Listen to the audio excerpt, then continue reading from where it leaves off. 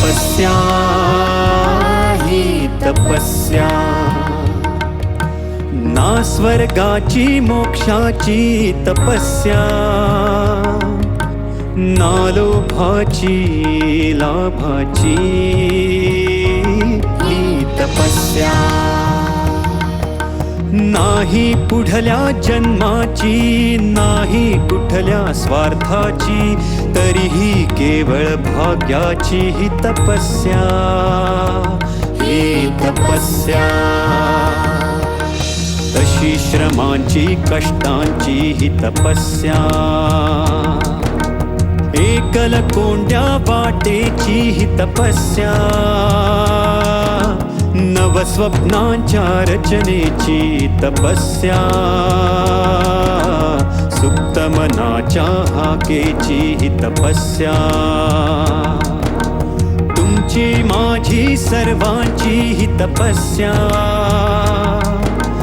माणुसकीच्या धर्माची तपस्या, माणुसकीच्या धर्माची तपस्या, ही तपस्या, ही तपस्या.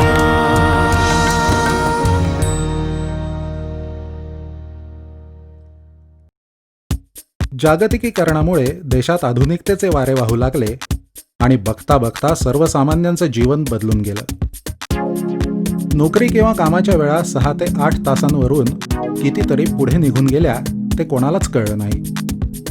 त्याचा परिणाम जीवनशैलीवर झाला. आठवड्यातले 6 दिवस मान मोडून काम करायचं आणि सुट्टीच्या दिवशी थकवा घालवण्यासाठी मस्त आराम करायचा, त्याचबरोबर नव्या लढाईसाठी ताजा श्वास भरून घ्यायचा असा प्रघात पडला. त्यामुळेच सुट्टीच्या दिवशी खाणं पिणं, मजा करणं, एका दिवसाची ट्रिप मारणं, मॉलमध्ये चक्कर टाकणं किंवा मनोरंजन म्हणून मल्टिप्लेक्समध्ये जाऊन सिनेमा बघण्याची चंगळ करणं ही आपली जीवनपद्धतीच बनून गेली आहे.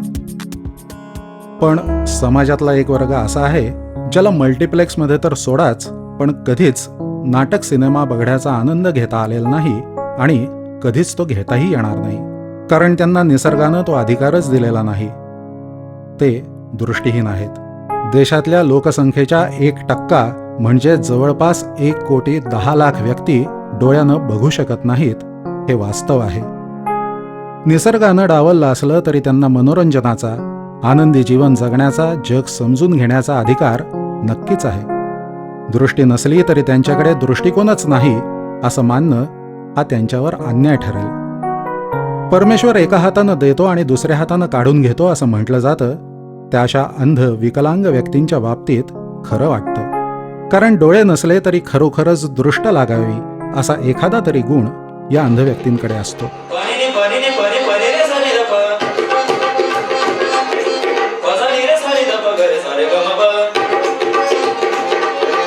त्याच गुणाच्या जोरावर अनेकांनी यशाची शिखरं गाठल्याची उदाहरणं देखील आपल्याला बघायला मिळतात. पण प्रत्येक दृष्टीहीन व्यक्तीच्या जीवनात असंच घडेल असं काही सांगता येत नाही. मग त्यांना वाऱ्यावर सोडून कसं चालेल? या दृष्टीहीन व्यक्तींना सामान्य माणसांप्रमाणेच शिक्षणापासून रोजगारापर्यंतच्या संधी मिळवून देण्यासाठी सक्षम ही संस्था काम करते. दृष्टीहीन, मतिमंद, बधिरमुख, अपंग आणि अन्य विकलांग व्यक्तींच्या गुणांचा विकास करून त्यांना स्वावलंबी आणि स्वाभिमानी बनवण्यासाठी संस्था विविध माध्यमातून काम करते. अखिल भारतीय दृष्टिहीन कल्याण संघ नावाची संघटना राष्ट्रीय स्तरावर उभारण्यात आली, ज्याच्यात सर्व तऱ्हेच्या दृष्टिबाधित लोकांसाठी आम्ही काम करायला सुरुवात केलं. भारताच्या वेगवेगळ्या भागांमध्ये त्याचे वेगवेगळे प्रकल्प आम्ही सुरुवात केले आणि ते ज्या प्रभावी पद्धतीने काम करायला लागले ते बघून अनेक लोकांनी सूचना केली की तुम्ही सर्व स्तराच्या विकलांग लोकांसाठी का बरं काम करत नाही. याचा गांभीर्याने विचार केल्यानंतर 2008मध्ये आम्ही परत रिऑर्गनाईज केला संघटनेला आणि सक्षमची स्थापना केली. सक्षम म्हणजे समदृष्टी क्षमता विकास एवं अनुसंधान मंडळ, आणि अखिल भारतीय दृष्टिहीन कल्याण संघाचे जेवढे प्रकल्प होते ते सगळे सक्षमने अंगीकृत केले. आता सक्षम 27 राज्यांमध्ये 85 शहरांमध्ये 76 प्रकल्प राबवतो आहे. अधिकांश दृष्टिबाधितांसाठी आहे, पण हळूहळू आम्ही इतर विकलांगांसाठी देखील काम करायला सुरुवात करतो आहे. जीवनात प्रगती करायची असेल तर शिक्षणाबरोबरच माहिती आणि ज्ञान मिळवणं याला पर्याय नाही. दृष्टीहीन व्यक्तींच्या संघर्षाला इथंच खरी सुरुवात होते. साधन सुविधांच्या अभावाला त्यांना कायमच सामोरं जावं लागतं. अंधांसाठी ब्रेल लिपी ही वरदान ठरली आहे. त्यामुळे शिक्षणाचा मार्ग सुकर झाला आहे हे जरी खरं असलं तरी आजही त्यापैकी बहुतांश पुस्तकं आणि साहित्य हे इंग्रजीतलं आहे. शालेय स्तरापासूनच्या अभ्यासक्रमाची पुस्तकं आणि अवांतर वाचनासाठीचं सगळंच साहित्य ब्रेल लिपीत उपलब्ध नाही.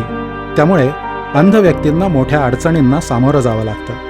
त्यांची ही अडचण दूर करण्यासाठी सक्षमनं ब्रेल लिपीत हे साहित्य तयार करण्याचा उपक्रम हाती घेतला आहे. त्यात अभ्यासक्रमातल्या पुस्तकांबरोबरच मनाची जडणघडण करणारं संत साहित्य, समाजसुधारक, क्रांतिकारक, देशभक्तांची चरित्र अशा पुस्तकांचा समावेश आहे. ही पुस्तकं तयार करण्यासाठी आवश्यक असलेलं डाटा एंट्रीचं काम संस्थेचे कार्यकर्ते अगदी आपुलकीनं करतात. कॉम्प्युटरवर जमा झालेल्या मजकुराचं ब्रेल लिपीतल्या पुस्तकात रूपांतर करण्यात येतं. त्यासाठी आवश्यक असलेलं तंत्रज्ञान संस्थेकडेच उपलब्ध आहे. त्यामुळे आजपर्यंत ब्रेल लिपीतली 40पेक्षा जास्त पुस्तकं प्रकाशित झाली आहेत. दासबोध, संत नामदेवांपासून संत गुलाबराव महाराजांच्या रचनांपर्यंत आणि झाशीची राणी, पुण्यश्लोक अहिल्याबाई होळकर, लोकमान्य टिळक, पूजनीय गोळवलकर गुरुजी आदींच्या चरित्रांबरोबरच निसर्गाची ओळख करून देणाऱ्या रानवाटासारख्या पुस्तकांचा त्यात समावेश आहे. मारुती चित्तमपल्ली जे फार सुप्रसिद्ध लेखक आहेत आणि वन्यजीवनावरती त्यांचे अनेक पुस्तकं आहेत. त्यांचं एक पुस्तक रानवाटा हे आम्ही ब्रेलमध्ये केलं. त्याचं प्रकाशन त्यांच्या स्वतःच्या हस्ते जेव्हा करायचं ठरवलं त्यांनी असं म्हटलं की मी ज्या ठिकाणी ते पुस्तक लिहिलं तिथेच आपण प्रकाशित करू. म्हणजे इथे गोंदिया जिल्ह्यामध्ये बोधराईचं जंगल आहे नवेगाव राष्ट्रीय पार्कमध्ये. तर तिथे त्यानिमित्ताने आम्ही 50-55 अंध लोकांना तिथे घेऊन गेलो. दिवसभर ते जंगलात राहिले. त्यांना स्वतः चित्तमपल्लींनी जंगल कसं असतं हे समजवलं. ट्रेकिंग वगैरे त्यांनी केलं. माहिती आणि ज्ञान मिळवण्यात दृष्टीहीन किंवा अंध व्यक्तींना मोलाची मदत होते ती आवाजाच्या माध्यमाची. अगदी लिहिता किंवा वाचता न येणारी अंध व्यक्ती देखील आवाजाद्वारे ते ग्रहण करू शकते. त्यामुळेच आवाजाच्या या माध्यमाचा वापर अंध व्यक्तींना चांगल्या प्रकारे करून घेता यावा यासाठी सक्षमनं माधव ऑडिओ बुक लायब्ररी सुरू केली आहे. तिथे आज तब्बल 10,000 ऑडिओ कॅसेट्स आणि CD उपलब्ध आहेत. अंध विद्यार्थ्यांसाठी अतिशय आवश्यक ठरणारी सुमारे 500 शैक्षणिक पुस्तकं ध्वनिमुद्रित म्हणजेच रेकॉर्डेड स्वरूपात या लायब्ररीत उपलब्ध आहेत. ही पुस्तकं तयार करण्यासाठी संस्थेचे कार्यकर्ते आणि हितचिंतक आपल्या रोजच्या धकाधकीच्या जीवनातून वेळ देतात. त्यांच्या आवाजात पुस्तकाचं ध्वनिमुद्रण केलं जातं आणि अशा पद्धतीनं तयार झालेली तब्बल 10,000 ऑडिओ पुस्तकं संस्थेच्या लायब्ररीत आज उपलब्ध आहेत. या ऑडिओ बुकच्या निर्मितीची प्रक्रिया अखंड चालणारी आहे. अंध विद्यार्थी ब्रेल लिपीतल्या साहित्याप्रमाणेच या ऑडिओ बुक लायब्ररीचा नियमितपणे वापर करतायत. आधुनिक जगात सातत्यानं होणारे बदल, त्यामुळे निर्माण होणारे प्रश्न, त्याचबरोबर उपलब्ध होणारी नवनवीन उपकरणं यांचा वेध घेण्यात सक्षम मुळीच मागे नाही. नव्या संधींचा, नव्या उपकरणांचा लाभ अंध विकलांग व्यक्तींना करून देण्यासाठी संस्थेचा संशोधन विभाग जागरूक असतो. त्यामुळेच बदलत्या काळात नव्या साधनांचा विचार संस्था करू शकली. आवाजाच्या माध्यमामुळे अंध व्यक्तींच्या क्षितिजा पलीकडे असलेलं साहित्य, माहिती आणि ज्ञान तळहाताच्या आकारा एवढ्या CD आणि कॅसेटमध्ये बंदिस्त झालं खरं, पण त्यांचा वापर करणं वेळखाऊ आहे. त्यात रेकॉर्ड केलेली ठराविक माहिती मिळवण्यासाठी बरेच कष्ट घ्यावे लागतात. नव्या तंत्रज्ञानाच्या रेट्यात ही साधनं कालबाह्य होत चालल्यानं नव्या साधनांचा वापर अपरिहार्य ठरू लागला आहे. या बदलांची संधी साधून संस्थेनं दृष्टीहीन व्यक्तींच्या जीवनात मैलाचा दगड ठरेल असा अतिशय लहान म्हणजेच साधारणपणे मोबाईल फोनच्या आकाराच्या ऑडिओ बुक रीडरचा शोध लावला. त्यातून माहिती आणि शिक्षण मिळवण्यासाठी नवा पर्याय समोर आला. अब्रार या संक्षिप्त नावानं प्रसिद्ध असलेला हा audio book reader and recorder संस्थेनं तयार करून घेतला आहे. 12वी पर्यंतच्या सगळ्या क्रमिक पुस्तकांचा मजकूर त्यात साठवला जाऊ शकतो. केवळ 5 बटनांच्या आधारे तब्बल 60 तासांपर्यंत तो अखंडपणे सहज वापरता येतो. पुस्तकातलं एखादं पान चटकन उघडावं तशाच पद्धतीनं अंध व्यक्तींना हव्या त्या मजकुरापर्यंत पोहोचणं या अब्रारमुळे सहज सोपं झालं आहे. मजकूर शोधताना कॅसेटमधला टेप तुटण्याची असलेली भीती किंवा वारंवार वापर केल्याने सीडीचा पृष्ठभाग गुळगुळीत होण्याची शक्यता असे प्रश्न अब्रारमुळे निकालात निघाले आहेत. एकाच वेळी अनेकांना वापरता येणारा आणि आकारानं लहान असल्यानं बाळगायला अतिशय सोपा असा हा अब्रार अंध व्यक्तींचा जिवलग मित्रच बनला आहे. त्यामुळे आंतरराष्ट्रीय स्तरावर या उपकरणाची दखल घेतली गेली. अलीकडे सगळ्या गोष्टी कॉम्पॅक्ट आहेत, तर ह्यासुद्धा फक्त काय ऑडिओ ट्रॅक्स त्यांना जर अवेलेबल झाले एका कॉम्पॅक्ट मोडमध्ये, एक स्टोरेज मीडिया असा सुद्धा असेल जो आणखी जास्त कॉम्पॅक्ट फॉर्ममध्ये त्यांना देऊ शकेल, तर मग अशी एक संकल्पना आम्ही तयार केली.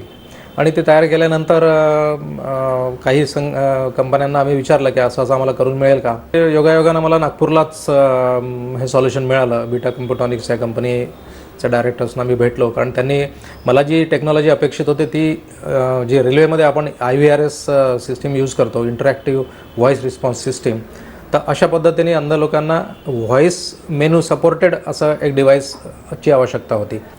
आणि मग आम्ही बसून हा विचार केला आणि जवळपास एका आठवड्यामध्ये मूळ त्याचं जी संकल्पना होती ती थोडीशी मटेरियलाइज झाली. आणि मग तिथे यश दिसल्यानंतर मग आम्ही त्याला आणखी मग डेव्हलप करायला सुरुवात केली. आणि पहिलं इन्स्ट्रुमेंट आम्ही ऑडिओ बुक रीडर या नावाचं काढलं. सक्षमनं दृष्टीहीन व्यक्तींच्या समस्यांचा सर्वांगीण विचार केला आहे. त्यासाठी आवश्यक असलेली माहिती मिळवत असताना एक धक्कादायक बाब लक्षात आली, ती म्हणजे आपल्या देशात असलेल्या एकूण अंध व्यक्तींपैकी तब्बल 75% व्यक्ती या अल्पदृष्टी असलेल्या आहेत. अल्पदृष्टी असलेल्या व्यक्तीची गणना अंध म्हणून जरी केली जात असली तरी ते पूर्णपणे अंध नसतात. त्यांना अतिशय कमी म्हणजेच 20%च दृष्टी असते. अशा व्यक्तींसाठी संस्थेनं अल्पदृष्टी सुधार केंद्राची स्थापना केली आहे. या केंद्रात त्यांना दृष्टीदोष कमी करणारी उपकरणं वापरण्याचा सल्ला दिला जातो. पुण्यातले डॉक्टर रमेश साठे यांनी तयार केलेली ही उपकरणं अतिशय रास्त दरात या केंद्रात उपलब्ध आहेत. केंद्रातले प्रशिक्षित कार्यकर्ते या दृष्टीबाधितांची तपासणी करून त्यांना योग्य ते उपकरण वापरायचा सल्ला देतात. या उपकरणामुळे अल्पबाधितांमधली परावलंबित्वाची भावना दूर व्हायला निश्चितच मदत झाली आहे. विज्ञानाच्या अशा लहान मोठ्या आविष्कारातूनच अंध विकलांगांचा प्रवास स्वावलंबनाकडून स्वाभिमानाकडे होत असतो. विज्ञान आणि तंत्रज्ञानाच्या प्रगतीमुळे कृत्रिम अवयवाच्या आधारे आयुष्य उभं करणं देखील शक्य झालं आहे. तसंच माणसाला निसर्गानं जन्मतः दिलेल्या अवयवांचा पुनर्वापर करण्याची संधी देखील आता निर्माण झाली आहे. एखाद्या व्यक्तीच्या मृत्यूनंतर त्याच्या डोळ्यांचा म्हणजे कॉर्नियाचा पुनर्वापर करून अंध माणसाच्या जीवनात चैतन्य निर्माण करता येणं शक्य झालं आहे. त्यामुळेच मरणोत्तर नेत्रदानाचं महत्त्व समाजाला पटवून देण्याचं काम सक्षमनं सुरुवातीपासूनच हाती घेतलं आहे. त्यासाठी स्थापन करण्यात आलेल्या माधव नेत्रपेढीच्या माध्यमातून हे काम सुरू आहे. हे काम खूप आव्हानात्मक आणि चिकाटीचं आहे, कारण नेत्रदानाबद्दल समाजात मोठ्या प्रमाणात भ्रामक कल्पना आहेत. त्यामुळेच देशभरात कॉर्निया खराब झाल्यामुळे अंधत्व आलेले 46 लाख जण चांगला कॉर्निया मिळण्याची चातकाप्रमाणे वाट बघतायत. चांगला कॉर्निया उपलब्ध झाला तर त्यांच्या जीवनात पहाट होणार असते. पण दुर्दैव असं की देशात दरवर्षी मृत्यू पावणाऱ्यांची संख्या 1 कोटीच्या घरात असूनही जेमतेम 30 ते 35 हजार व्यक्तींनीच मरणोत्तर नेत्रदान केलेलं असतं. नेत्रदानाबद्दल जागरूकता निर्माण करणं आणि त्याचबरोबर मरणोत्तर नेत्रदान केलेल्या दात्यांच्या डोळ्यांचं प्रत्यारोपण करून गरजूंना दृष्टी मिळवून देण्याचं माधव नेत्रपेढीचं उद्दिष्ट आहे.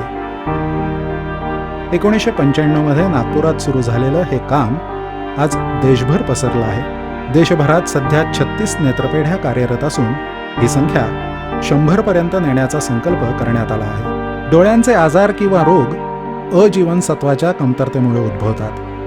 त्यामुळे गर्भवती महिलांना त्याबाबत जागृत करण्यापासून मरणोत्तर नेत्रदानासाठी प्रोत्साहन देण्यापर्यंत माधव नेत्रपेढीच्या कामाचं स्वरूप व्यापक करण्यात आलं आहे. त्यासाठी पथनाट्यासारख्या सामान्यांशी सहज संवाद साधणाऱ्या साधनांचा आधार घेतला जातो. कला, संगीत, हा अंध व्यक्तींच्या जीवनाचा एक अविभाज्य भागच असतो. बहुतेक अंध व्यक्ती गायन, वादन अशा कोणत्या ना कोणत्या कलेच्या माध्यमातून आपल्या व्यक्तिमत्वाची जोपासना करत असतात. त्यांच्या अंगभूत कलागुणांच्या विकासात संस्थेनं तयार करून घेतलेल्या आब्रार या उपकरणाचा मोठा वाटा आहे. स्वरसाधनेत अतिशय गरजेच्या असलेल्या सूरपेटीची गरज या आब्रारमुळे पूर्ण होते. एवढंच नाही तर त्या छोट्याशा उपकरणात अनेक नामवंत कलाकारांच्या मैफलींचं रेकॉर्डिंग साठवून त्याचा उपयोग संगीताच्या अभ्यासासाठी करणं या अंध कलाकारांना शक्य झालं आहे. त्यांच्यासाठी ही फार मोठी गोष्ट आहे. त्यामुळेच संस्थेतले अंध आणि विकलांग कार्यकर्ते संगीताचा कार्यक्रम स्वतंत्रपणे सादर करतात. माफक मानधनात सादर केल्या जाणाऱ्या या कार्यक्रमाला वाढता प्रतिसाद आहे. अंध व्यक्तींच्या समस्यांचा सर्वांगीण विचार करून सक्षम करत असलेल्या कामाची व्याप्ती सातत्यानं वाढतीये. सेवामय स्पर्धानंही हीच सक्षमची भावना असल्यानं अंध विकलांग व्यक्तींच्या विकासासाठी अन्य कोणत्याही संस्थेची मदत घेण्यात सक्षम कमीपणा मानत नाही आणि त्याचबरोबर कोणत्याही अन्य संस्थेला मदत करताना अपपर भाव ठेवत नाही. सेवेचा हाच उदात्त हेतू कायम ठेवत सक्षमची तपस्या चालू आहे अखंडपणे. शारद सुंदर चंदेरी राती ला ला ला ला ला ला ला ला ला. शारद सुंदर चंदेरी राती स्वप्नांच्या झुला थंड या हवेत घेऊन कवेत साजण झुलाव मला. साजणारे मोहनारे ऐकणारे तुझ्याच साठी रे तुझ्याच साठी सगळे सोय रे मी सांडिले पाठी. शारद सुंदर चंदेरी राती स्वप्नांच्या झुलत झुला थंड या हवेत घेऊन कवेत साजण झुलाव मला. साजणारे मोहनारे ऐकणारे